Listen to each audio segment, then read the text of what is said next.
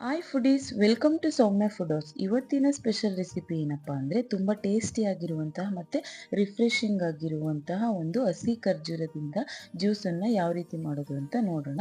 ಅದಕ್ಕಿಂತ ಮುಂಚೆ ಯಾರೆಲ್ಲ ಇನ್ನು ನಮ್ಮ ಚಾನಲನ್ನು ಸಬ್ಸ್ಕ್ರೈಬ್ ಆಗಿಲ್ಲೋ, ಸೊ ಕೆಳಗಡೆ ಕಾಣ್ತಿರ್ತಕ್ಕಂಥ ಸಬ್ಸ್ಕ್ರೈಬ್ ಬಟನ್ ಮೇಲೆ ಒತ್ತಿ ಮತ್ತು ಬೆಲ್ ಐಕಾನ್ ಮೇಲೆ ಕ್ಲಿಕ್ ಮಾಡಿ. ಸೊ ಇದಕ್ಕೆ ನಾವು ಈ ಥರದ ಹಸಿ ಖರ್ಜೂರನ ತಗೋಬೇಕು. ಇದನ್ನು ನಾವು ಒಂದು 10 ರಿಂದ 12 ಹಸಿ ಖರ್ಜೂರನ ನೀಟಾಗಿ ಈ ಥರ ಕಟ್ ಮಾಡಿ ಅದರೊಳಗಿರ್ತಕ್ಕಂತಹ ಬೀಜನ ತೆಗಿಬೇಕು. ತೆಗೆದುಬಿಟ್ಟು ಅದರ ತೊಟ್ಟನ್ನು ಕೂಡ ನೀಟಾಗಿ ತೆಗಿಬೇಕು. ಈ ಏನು ಖರ್ಜೂರ ತಗೊಂಡಿದ್ದೀವಲ್ಲ ಅಷ್ಟು ಖರ್ಜೂರನ ಈ ಥರ ಚಿಕ್ಕ ಚಿಕ್ಕದಾಗಿ ಕಟ್ ಮಾಡಿ ಇಟ್ಕೋಬೇಕು. ಈ ಹಸಿ ಖರ್ಜೂರದಲ್ಲಿ ನ್ಯಾಚುರಲ್ ಸ್ವೀಟ್ನೆಸ್ ಜೊತೆಗೆ ತುಂಬ ಡಿಲಿಷಿಯಸ್ ಆಗಿರುತ್ತೆ ಮತ್ತು ಇದು ಹೈ ಪ್ರೋಟೀನನ್ನು ಹೊಂದಿರುವಂತಹ ಜ್ಯೂಸ್ ಆಗಿರುತ್ತೆ. ಸೊ ನೋಡಿ, ಇದನ್ನು ಈ ಥರ ಚಿಕ್ಕ ಚಿಕ್ಕ ಪೀಸ್ಗಳನ್ನಾಗಿ ಕಟ್ ಮಾಡಿದ್ಮೇಲೆ ನೆಕ್ಸ್ಟು ನಾವು ಇದನ್ನು ಒಂದು ಮಿಕ್ಸಿ ಜಾರನ್ನು ತಗೊಂಡು ಕಟ್ ಮಾಡಿರ್ತಕ್ಕಂಥ ಹಸಿ ಖರ್ಜೂರನ ಹಾಕ್ಕೋಬೇಕು.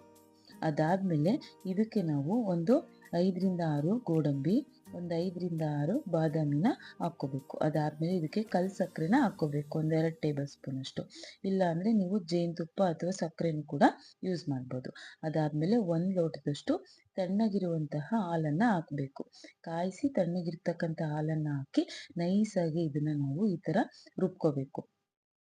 ಇದು ಪೂರ್ತಿ ತೆಳ್ಳಗೂ ಇರಬಾರ್ದು, ಗಟ್ಟಿಗೂ ಇರಬಾರ್ದು, ಸ್ಮೂತಿ ರೀತಿ ಇದು ಇರಬೇಕು. ನೋಡಿ, ಈ ಥರ ಕನ್ಸಿಸ್ಟೆನ್ಸಿಲಿ ಇರಬೇಕು. ಆವಾಗ ಇದನ್ನು ನಾವು ಸರ್ವ್ ಮಾಡಿ ಮೇಲೆ ನಾವು ಸ್ವಲ್ಪ ಡ್ರೈ ಫ್ರೂಟ್ಸನ್ನು ಹಾಕಿದರೆ ಜ್ಯೂಸು ರೆಡಿ. ಸೊ ನೋಡಿದ್ರಲ್ಲ, ಎಷ್ಟು ಈಸಿಯಾಗಿರುವಂತಹ ಟೇಸ್ಟಿಯಾದಂತಹ ಹಸಿ ಖರ್ಜೂರದ ಜ್ಯೂಸನ್ನು ಯಾವ ರೀತಿ ಮಾಡೋದು ಅಂತ.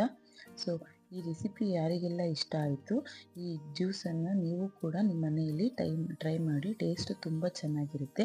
ಹಾಗೆ ಯಾರೆಲ್ಲ ಟ್ರೈ ಮಾಡಿದ್ರು ನಿಮ್ಮ ಅನಿಸಿಕೆ ಅಭಿಪ್ರಾಯನ ಕಾಮೆಂಟ್ ಮೂಲಕ ತಿಳಿಸಿ. ಲೈಕ್ ಮಾಡಿ, ಶೇರ್ ಮಾಡಿ, ನಮ್ಮ ಚಾನಲನ್ನು ಸಬ್ಸ್ಕ್ರೈಬ್ ಆಗೋದನ್ನು ಮರಿಬೇಡಿ. Thank you for watching.